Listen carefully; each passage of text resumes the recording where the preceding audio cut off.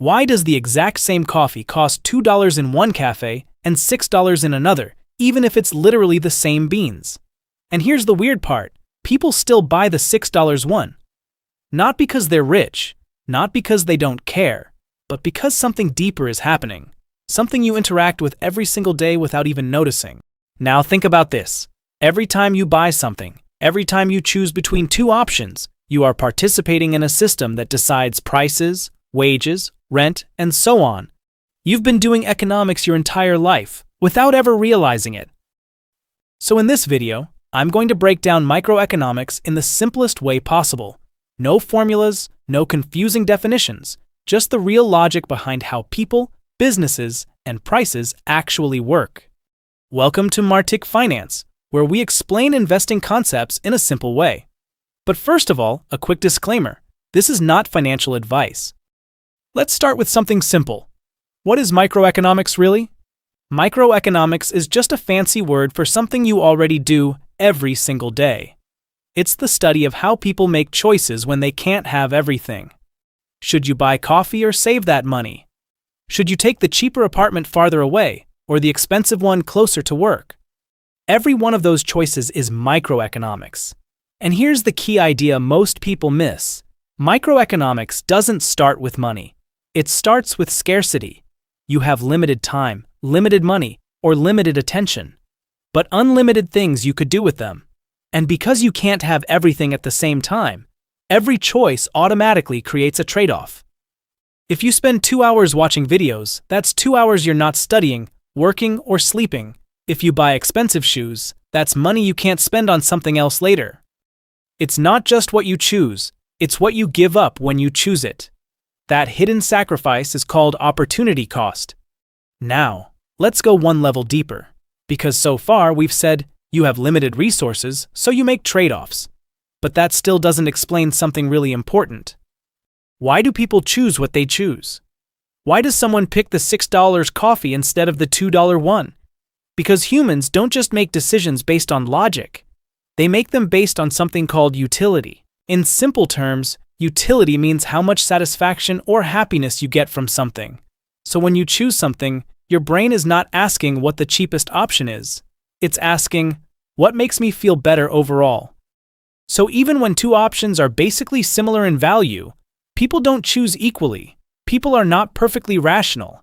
They are predictably emotional. And companies understand this better than anyone. That's why marketing works. Now it's time to connect everything. So far, we've talked about scarcity, why you can't have everything, trade-offs, what you give up, and consumer behavior, why you choose what you choose. But now comes the big question. How do all of these individual decisions turn into actual prices?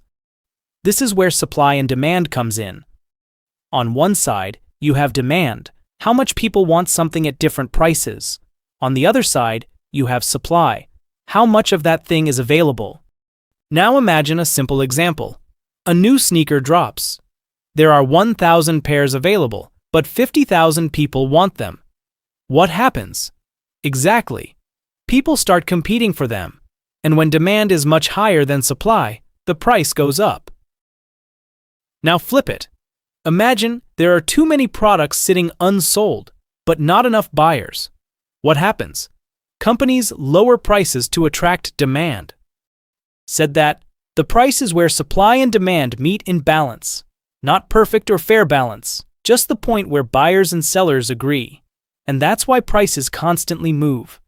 Concert tickets get expensive because demand spikes, and housing becomes expensive because supply is limited. Nothing is fixed, everything is reacting. But here's one last layer to this. Not everyone reacts to price changes in the same way.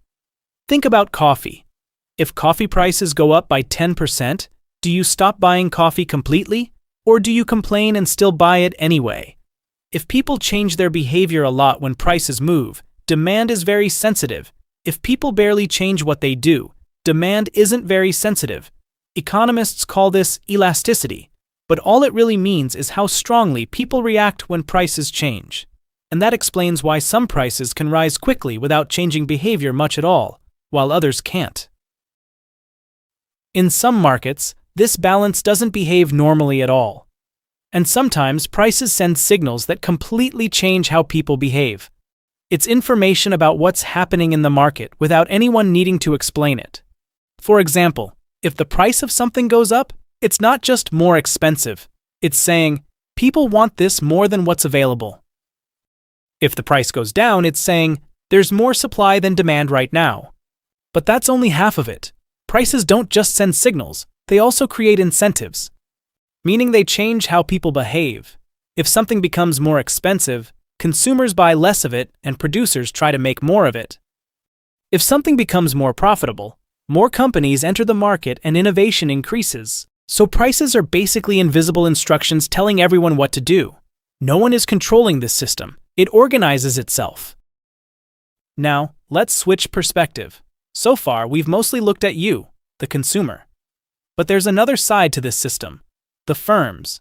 The companies that make, sell, and price everything you buy. Every business, whether it's a small coffee shop or a global tech company, is trying to do one thing: make profit.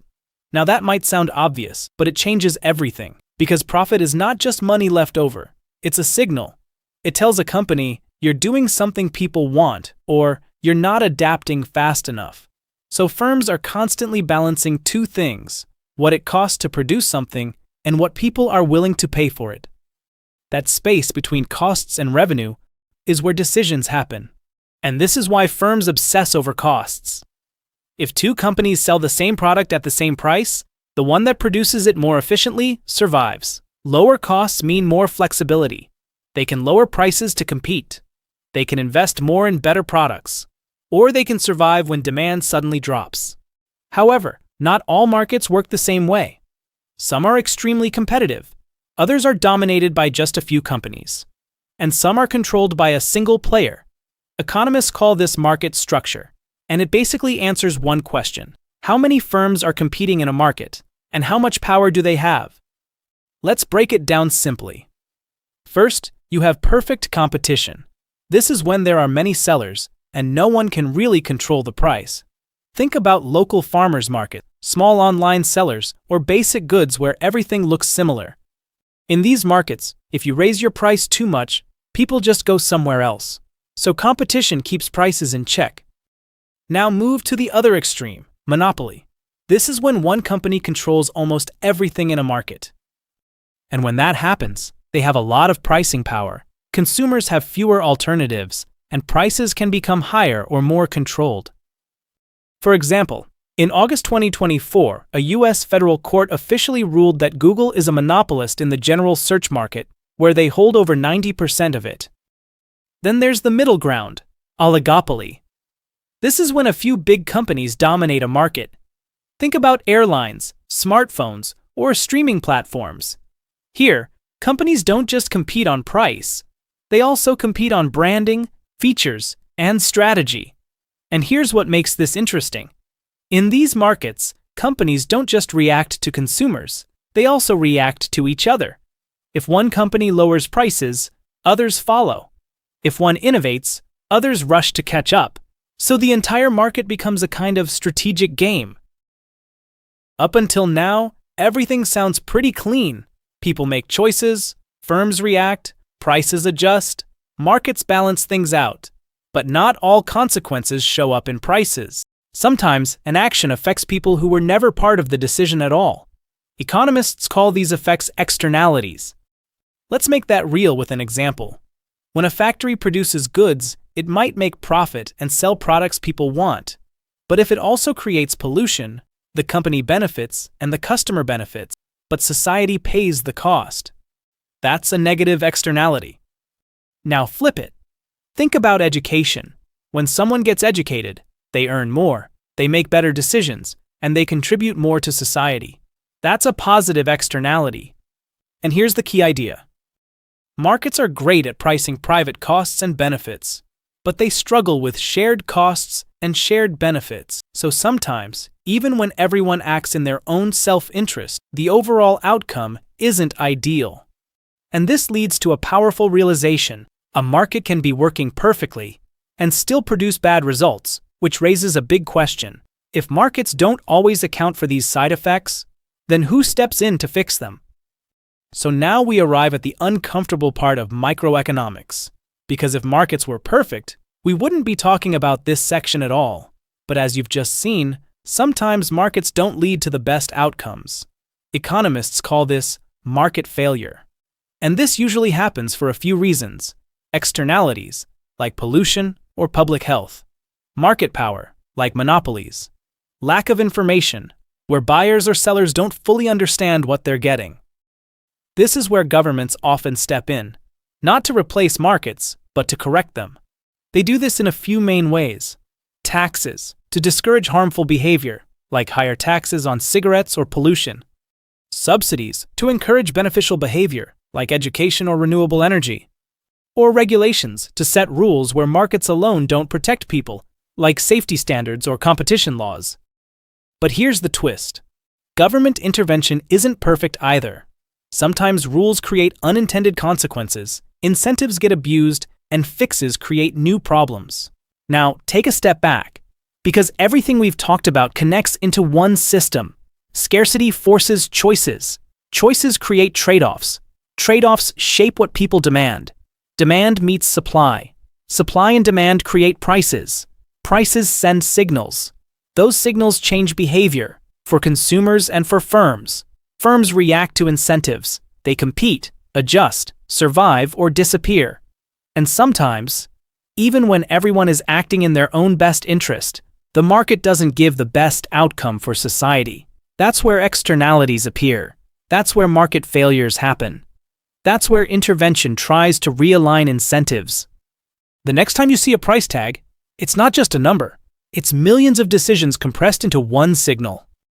And this is just the beginning, because if microeconomics explains individual decisions, then the next question is, what happens when all of those decisions collide at the level of the entire economy? This is where we transition into macroeconomics. I've actually got a full guide on this already waiting for you on the channel. Definitely give that a look. Thank you so much for watching. If you enjoyed the video, subscribe for more, and I'll see you very soon. Bye.